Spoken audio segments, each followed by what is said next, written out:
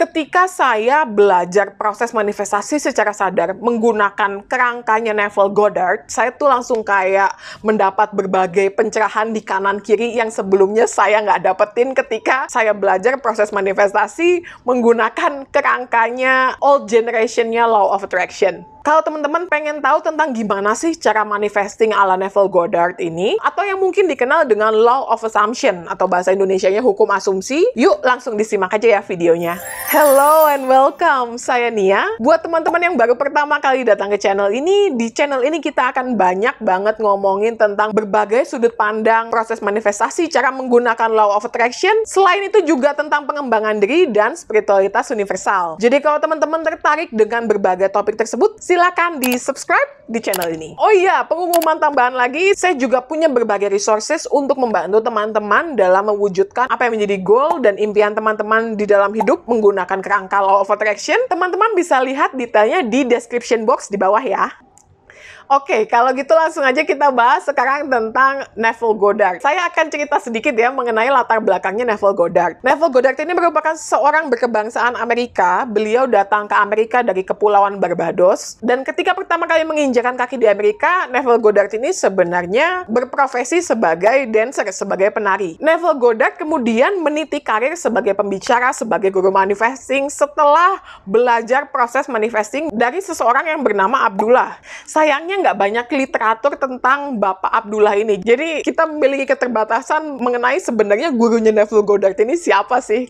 Namun by the way, si Bapak Abdullah ini juga merupakan guru dari Dr. Joseph Murphy. Joseph Murphy sendiri juga merupakan figur yang besar banget di dunia manifesting. Beliau punya buku yang keren banget, judulnya The Power of Your Subconscious Mind. Jadi baik Neville Goddard maupun Joseph Murphy berguru nih ke Bapak Abdullah ini gitu. By the way, karena kita sekarang ngomongin tentang Neville Goddard, jadi kita akan fokus ke apa yang menjadi inti dari ajarannya Neville Goddard ini, atau apa yang menjadi inti dari Law of Assumption ini sebenarnya secara umum itu seperti apa. Itu dulu ya yang akan kita bahas kali ini. Konsep utama dari proses manifesting ala Neville Goddard ini dikenal dengan Law of Assumption atau hukum asumsi. Sebenarnya saya kurang jelas apakah kata-kata Law of Assumption ini memang dikeluarkan oleh Neville sendiri, karena kalau saya baca dari buku-bukunya Neville, atau kalau saya ngedengerin lecture-nya Neville lebih sering nyebutnya cuman the law, cuman kayak gitu aja, atau law of consciousness. Saya belum pernah mendengar secara spesifik beliau nyebutin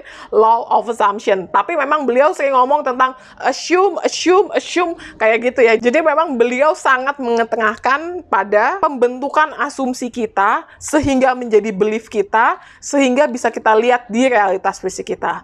Itu inti utamanya dari law of assumption ini. Jadi Law of Assumption atau hukum asumsi mengetengahkan bahwa apa yang akan terjadi di realitas fisik kita atau apa yang kita dapatkan di realitas fisik kita adalah segala hal yang kita asumsikan, yang kita percaya secara dominan terlebih dulu terjadi di dalam diri kita, di inner reality kita, dalam bentuk imajinasi kita. Nah, tadi kan kita udah ngomongin Law of Assumption secara umum itu seperti apa. Sekarang kita masuk ke isi dari Law of Assumption itu ada apa aja sih. By the way, kali ini saya bahasnya singkat-singkat dulu aja ya. Karena seriously kalau ngomongin Law of Assumption ini benar-benar berjilid-jilid banget deh. Karena menurut saya pribadi, layernya itu cukup dalam dan cukup mendasar. Jadi kali ini kita bahas poin-poinnya dulu ya. Yang pertama, yang menurut saya penting banget adalah there is no one to change but self. Ketika melakukan proses manifestasi secara sadar, yang perlu diubah adalah internal reality kita, bukan yang ada di luar sana. Jadi cara pandangnya itu adalah dari dalam keluar. Inner reality kita akan menciptakan outer reality kita. Lalu yang kedua adalah living in the end atau living in the wish fulfilled. Jadi ketika kita menjalani proses manifestasi secara sadar, kita sudah terlebih dahulu menjadi versi diri kita di mana kita sudah mendapatkan apapun itu yang menjadi goal, tujuan, impian kita. Berarti secara pikiran, secara feeling, secara emosi, secara reaksi, secara tindakan sudah terlebih dahulu sesuai dengan versi baru kita tersebut. Dan ini kalau bahasa Law of Attraction-nya itu adalah sudah selaras secara energi. Kayak gitu ya. Yang ketiga, feeling is the secret. Nah, kalau ngomongin tentang feeling, di teachingnya Neville Goddard ini atau di Law of Assumption ini sejujurnya agak sedikit berbeda dengan Law of Attraction in general.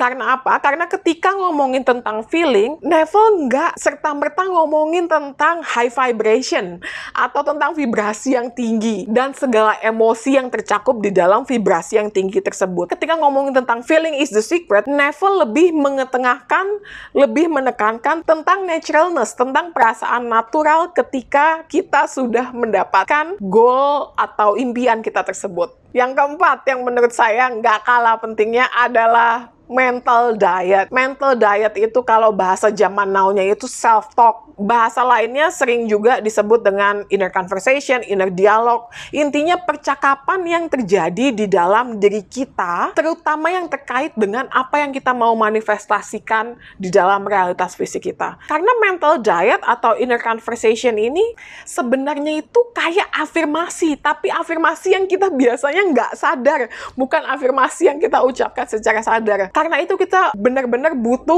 untuk aware, untuk sadar tentang segala percakapan yang ada di dalam pikiran kita, yang ada di dalam kepala kita. Seperti apa sih percakapannya dan apakah percakapan tersebut sesuai membantu, mendorong kita untuk semakin dekat dengan apa yang mau kita manifestasikan di dalam hidup kita. Keempat hal tersebut merupakan konsep yang sering banget diulang-ulang sama Neville di bukunya dia, di tulisannya dia, atau di lecture-nya dia. Namun selain keempat hal tersebut masih ada hal-hal lain seperti everyone is yourself push out atau imagination creates reality. Itu juga merupakan konsepnya Neville yang bagus banget untuk dibahas dan saya yakin bisa banget untuk membantu teman-teman memahami proses manifestasi dan mengaplikasikan prinsip ajaran tersebut di dalam proses manifesting yang teman-teman lakukan di dalam hidup teman-teman. Nah, kalau ngomongin teknik visualisasi, Neville merupakan endorser teknik visualisasi, dikenalnya dengan konsep state akin to sleep. Jadi keadaan yang mirip kayak kalau lagi tidur. State akin to sleep ini adalah yang biasanya disebut sebagai gelombang theta. Jadi keadaan di mana antara kita sadar dan nggak sadar gitu ya. Kalau sebelum tidur itu sadar dan nggak sadar, atau setelah kita bangun itu keadaannya antara belum benar-benar sadar menuju ke arah sadar. Itu yang disebut dengan state akin to sleep. Jadi ketika melakukan visualisasi supaya efektif sebaiknya dilakukan pada saat keadaan antara sadar dan nggak sadar itu tadi.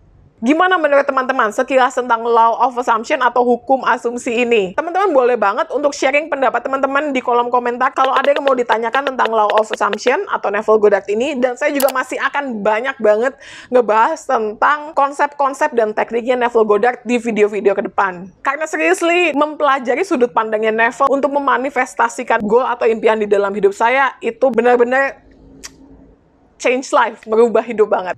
Oke deh, saya harap video barusan berguna untuk teman-teman. I wish you joyful day and life. See you again in the next video. Bye!